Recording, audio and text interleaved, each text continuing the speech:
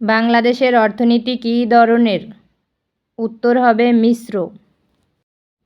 মুক্তবাজার অর্থনীতি কবে চালু হয়? উত্তর হবে 1991 সালে। নিম্ন মধ্যম আয়ের দেশ হিসেবে বাংলাদেশকে স্বীকৃতি দেয় বিশ্বব্যাংক।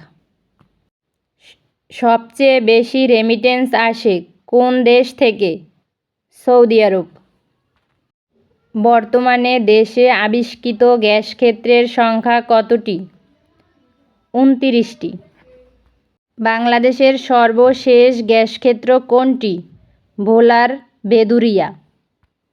বাংলাদেশের সর্ববৃহৎ গ্যাসক্ষেত্র কোনটি?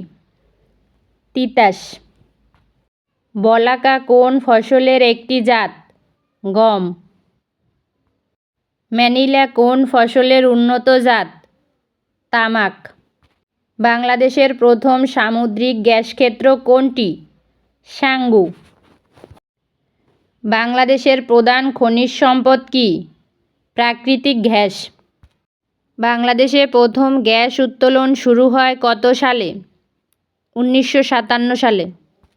বাংলাদেশের একমাত্র গন্ধক খনি কোথায় অবস্থিত? চট্টগ্রামের কুতুবদিয়া। দেশে মোট স্থলবন্দরের সংখ্যা কতটি?